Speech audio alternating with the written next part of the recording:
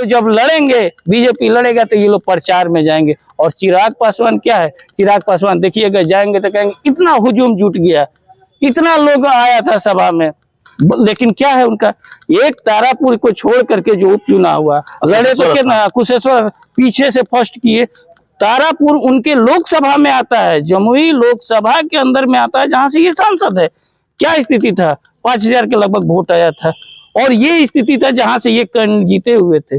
इनका यही स्थिति है, ये जान रहे हैं, और बीजेपी अच्छी तरह से जान रही है कि इनका कोई आधार नहीं है, कोई जन आधार नहीं है, इसलिए ये सिर्फ भीड़ जुटाऊ टाइप के हैं, एक फ्लॉप फिल्म का एक्टर हैं, और उसी भीड़ जुटाऊ के आज इनका जिस तरह से सभी लोग छोड़ रहे हैं, पार्टी के लोग छोड़ रहे हैं, आने वाला समय में देख लीजिएगा, कहीं ऐसा ना हो बीजेपी कहे कि आप नागालैंड में चले जाइए, क्योंकि बिहार में अब आपका जो है एकदम नागवार गुजर रहे हैं, बिहार में आप नागालैंड लायक ही हैं, वहीं चले जाइए, ये स्थिति रहेगी। नमस्कार, आप देख रहे हैं धा न्यूज और मैं हूं अभिषेक मिश्रा। बिहार में विधान परिषद का चुनाव है। विधान परिषद की 5 सीटों पर चुनाव है, 4 पर चुनाव, 1 पर उपचुनाव। और महागठबंधन और एनडीए ने अपने उम्मीदवारों के नाम का ऐलान कर दिया है। एनडीए न कहें, बीजेपी कहें तो ज्यादा ठीक रहेगा। 5 सीटों पर बीजेपी अपने उम्मीदवार उतारने जा रही है। चिराग पासवान, लोक जनशक्ति पार्टी रामविलास के राष्ट्रीय अध्यक्ष, उनके बारे में यह कहा गया कि बीजेपी 1 सीट उनको देगी, लेकिन ऐसा हुआ नहीं। बीजेपी ने 5 सीटों पर अपने उम्मीदवार उतार दिए हैं। चिराग पासवान ने खुद भी चुनाव लड़ने का ऐलान नहीं किया है, तो न तो उनको एनडीए की तरफ से कोई सीट मिली है, न ही वो विधान परिषद का चुनाव लड़ने जा रहे हैं। अब तक यही जानकारी है। आज नामांकन की आखिरी तारीख भी है। इस पूरे मामले पर बात करेंगे। हमारे साथ जेडीयू के नेता राजेश तिवारी हैं। तिवारी साहब, अब तक तो मैदान में सामने नहीं आए हैं, आ जाते तो बड़ी मुश्किल हो जाती। आप लोगों के लिए तो अच्छी बात है, क्योंकि 2020 में चिराग पासवान दावा करते हैं, और बात भी सही है कि बड़ा नुकसान पहुंचाया था उन्होंने। अभिषेक जी, सुने होंगे आप कि जमी पे चल ना सका, आसमान से भी गया, कटा के पर को परिंदा उड़ान से भी गया। यही हाल है चिराग पासवान का। चिराग पासवान, उनका राजनीतिक समझ क्या है ये भगवान ही जानते हैं। वो जिस तरह का आप देख लीजिए, जिस तरह से श्रद्धेय रामविलास पासवान जी जब से गए, तब से उनका राजनीतिक स्टाइल देख लीजिए क्या है। आज के डेट में उनका सब कुछ छोड़ दिया है, और वो जिसका हनुमान बनते हैं, अपने आप को हनुमान मानते हैं। अब वो कितना मानते हैं ये तो दूसरी बात है। सुने ना, मान न मान मैं तेरा मेहमान, ये अब जानकर अपना हनुमान बनते हैं, लेकिन उनको वो हनुमान इनको मानते हैं कि नहीं मानते, देख लीजिए विधान परिषद के चुनाव में। ये सिर्फ और सिर्फ क्या हुआ, 1 सीट तक इनको नहीं मिला। यहाँ तक कि आप महागठबंधन में 7 दल है, आप देखे होंगे जो पार्टी नहीं भी लड़ रही है वो भी प्रेस कॉन्फ्रेंस में सब कोई दल था, 7 दल के नेता बैठे हुए थे। ये होता है महागठबंधन, ये होता है लोकतांत्रिक पार्टी का। लेकिन एनडीए तो हिटलर की पार्टी है, उसी के सिद्धांत पर चलने। देख लीजिए अकेले, और ये लोग जिस तरह से बी टीम बने हुए हैं, चाहे चिराग पासवान हो, चाहे मुकेश सहनी हो, चाहे उपेंद्र कुशवाहा, इन लोगों को क्या ये जिस लायक है, झुनझुना लायक, Y+ मिल गया।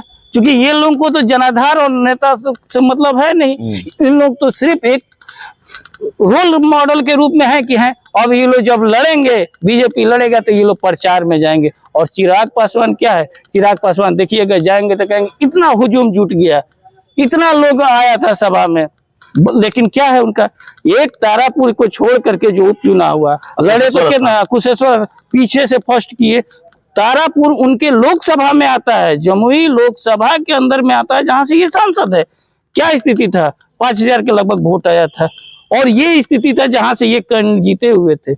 इनका यही स्थिति है, ये जान रहे हैं, और बीजेपी अच्छी तरह से जान रही है कि इनका कोई आधार नहीं है, कोई जन आधार नहीं है, इसलिए ये सिर्फ भीड़ जुटाऊ टाइप के हैं, एक फ्लॉप फिल्म का एक्टर हैं, और उसी भीड़ जुटाऊ के आज इनका जिस तरह से सभी लोग छोड़ रहे हैं, पार्टी के लोग छोड़ रहे हैं, आने वाला समय में देख लीजिएगा, कहीं ऐसा ना हो बीजेपी कहे कि आप नागालैंड में चले जाइए, क्योंकि बिहार में अब आपका जो है एकदम नागवार गुजर रहे हैं, बिहार में आप नागालैंड लायक ही हैं, वहीं चले जाइए, ये स्थिति रहेगी। नागालैंड में तो उन्होंने आपको मात दे दी, आपको 1 सीट मिली, उनको 2 सीट मिली, आपसे वोट प्रतिशत भी उनका ज्यादा है। बिहार में होली से पहले होली मनाई उन्होंने।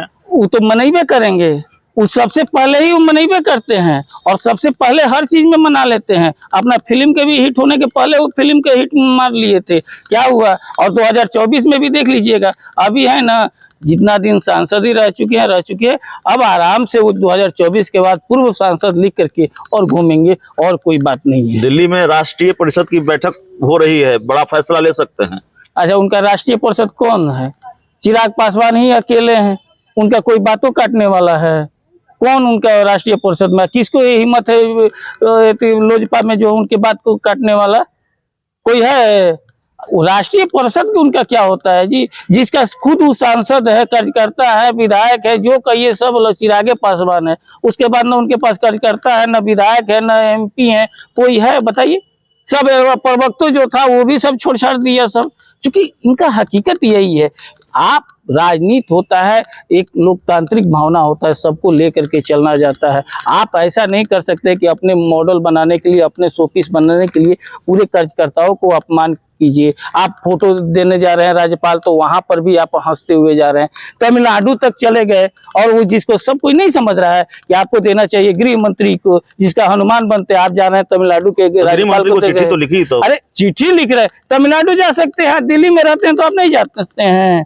देखिए ये तो दिल्ली में काहे रहते हैं? अभी बताइए ना, आप लोग बड़ा आरोप लगाते हैं दिल्ली में रहते हैं। दिल्ली, आप एक बात बताइए, आप बिहार की जो स्थिति करते हैं, इनका कोई भी राजनीतिक रूप से जो है कोई वजूद ही नहीं है। ये तो NRV ही है, नॉन रेसिडेंशियल बिहारी हैं। इनको बिहार का एक ऐसा बिहारी नेता है जो बिहार का कोई भी भाषा तक नहीं जानते हैं, न भोजपुरी जानते हैं, न मगही जानते हैं, न आंगिका जो भाषा है उनका अपना वो नहीं जानते हैं, मगधी जानते, कोई नहीं जानते।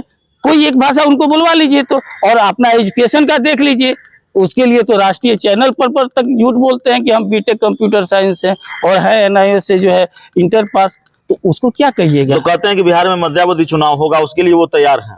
अरे वो तो क्या कहेंगे, अब उनके पास बचा क्या हुआ है?